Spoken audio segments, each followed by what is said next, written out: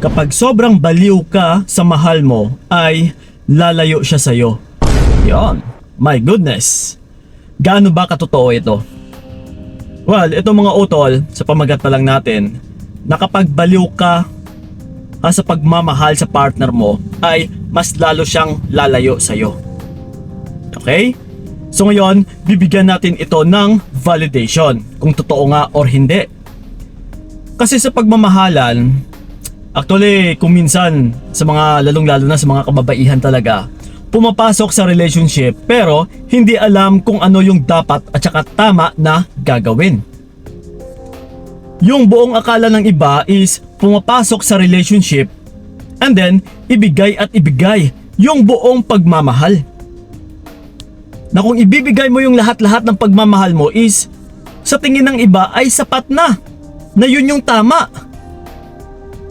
Pero kabaliktaran pala sa katotohanan na once na ibibigay mo yung lahat-lahat, lalong-lalo na kapag parang baliw na baliw ka sa partner mo, patay na patay ka sa kanya, ay mas lalo siyang lalayo sa'yo.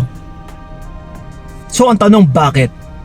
Yes, namin na mahal mo na nga yung tao, pero bakit mas lalo pa siyang lalayo sa'yo? Like I said dati utol, tayong mga tao ay mas lalong nagaganahan or nabibigyan ng excitement kapag nabibigyan din ng challenge. Kasi sa mundong ito is mas gusto natin nga mag-explore eh. Kailangan is may bago, madali tayong naboboard.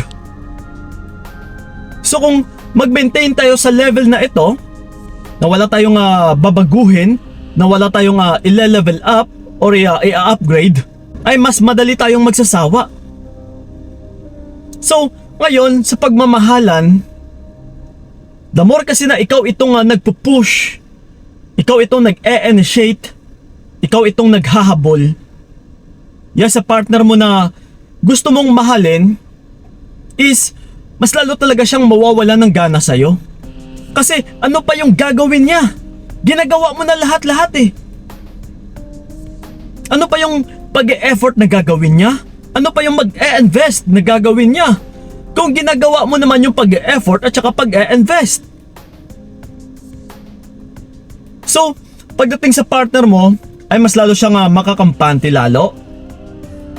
Na mabibigyan mo siya ng ikakomportable niya na uy, okay to kahit hindi na pala ako magpapakahirap, kahit hindi na pala ako mag-e-effort, kahit hindi na pala ako mag-e-invest sa babae na ito, is siya na itong nagpapakahirap para sa akin, para sa relationship namin.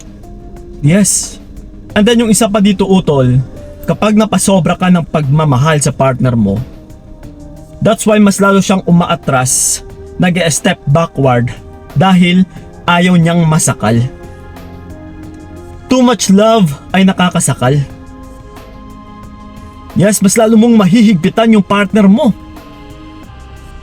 Kasi sa sobrang pagmamahal mo is yung gusto mong mangyari ay susuklian niya rin ng pagmamahal na kung ano yung pinapakita mo sa kanya. Kasi again, paulit-ulit ko itong sinasabi na sa pagmamahalan ay walang pilitan.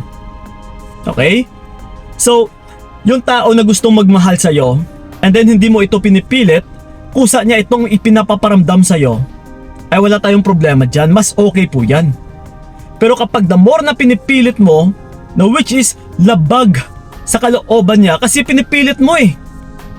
Hindi niya kusa itong or hindi niya kusa na gustong gawin. Pinipilit mo.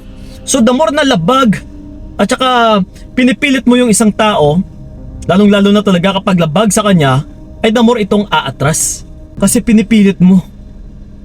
Ipinagsiksikan mo yung sarili mo sa kanya na hindi niya naman gusto.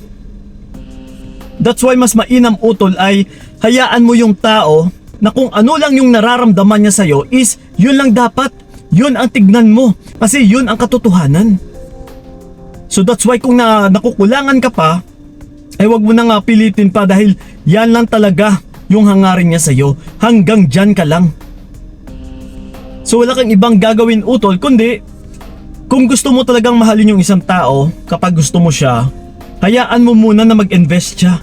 Hayaan mo muna na ipapakita niya sa'yo kung gaano kanya kamahal. Okay? Kung pasado man ito sa'yo, edi okay. Pero kung kulang pa rin, is hindi po solusyon na ikaw itong gagawa ng action. Na ipakita mo sa kanya na sobrang mahal na mahal mo siya. Pagdating sa aming mga lalaki ay okay po yan. Para mapaibig yung isang babae. Pero kapag kayo mga babae, na kapag nakukulangan kayo sa pagmamahal ng isang lalaki, hindi po yung tanging solusyon na kayo po ito yung gagawa para mapaibig yung isang lalaki. Dahil sigurado utol, diyan ka mas lalong mahihirapan. Mas lalo ka lang masasaktan. Kasi gano'n na nga, hindi naman ito kusa na kagustuhan ng isang lalaki, which is pinilit mo bilang isang babae. Na ikaw itong babae and then ikaw pa itong pumipilit sa isang lalaki. Yes, which is very wrong. So yun lang po mga utol, na the more kasi na minamahal mo or pinapakita mo na patay ka sa isang lalaki, sa iyong partner, ay the more itong lalayo sa'yo. Kasi ano pa yung gagawin niya kung ikaw mismo ay kumikilos na para sa kanya. Yes.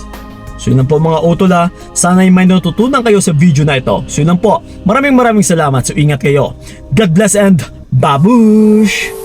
Binigay ko lahat para wala kang masabi. Kaya nga hindi